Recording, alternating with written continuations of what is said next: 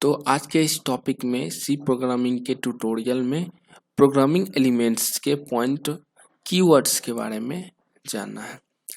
तो keywords also referred as reserve words. तो keywords जो होते हैं वह कंप्यूटर में रिजर्व वर्ड होते हैं, इन्हें हम रिजर्व वर्ड कहते हैं। जैसे आप कंप्यूटर को सी लैंग्वेज में जैसे आप कोई डेटा ए देते हो तो वह रिजर्व नहीं होता है, तो वह जब आप कंपाइल कराओगे तो वह एरर देगा, यानी आपको पॉपअप का मैसेज देगा। तो वो सभी वर्ड रिजर्व नहीं होते हैं। अब बात करते हैं keywords have a standard predefined specific meaning.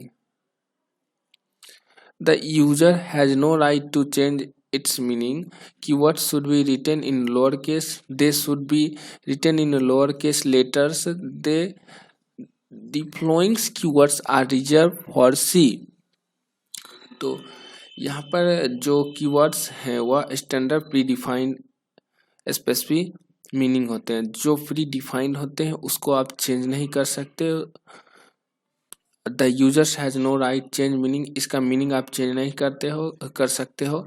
और जब आप कीवर्ड्स का यूज करोगे, ये सभी कीवर्ड्स हैं तो ये केस सेंसिटिव होते हैं, तो आप इसे सिर्फ लोअर केस में ही लिख सकते हो, ना कि मतलब इट्स मीन आप यह स्विचेज का जब यूज करोगे तो यह स्मॉलेस्ट लेटर से आप यूज करोगे, ना कि बड़ा। Okay, this should be right in lower case, तो वही है। The following keywords are reserve in C. तो ये सभी कीवर्ड्स जो कि 32 कीवर्ड्स हैं सी लैंग्वेज में आंसी के अनुसार। तो आंसी क्या होता है? आंसी होता है अमेरिकन नेशनल स्टैंडर्ड इंस्टीट्यूट, उसके द्वारा इस कीवर्ड्स का रिजर्व किया गया है सी लैंग्वेज में। तो ये 32 हैं। वैसे तो इसको आप थोड़ा माइंड में रख सकते हो, नहीं तो जब आप प्रोग्रामिंग करोगे तो यह अपने आप आपको याद आ जाएगा। ये कीवर्ड्स जो हैं सिर्फ 16 बिट आर्किटेक्चर कंप्यूटर के लिए डिजाइन है। 16 बिट यानी वन कंप्यूटर जो माइक्रो प्रोसेसर होता है वह 8085 आर्किटेक्चर के से बना होता है, प्रोसेसर से।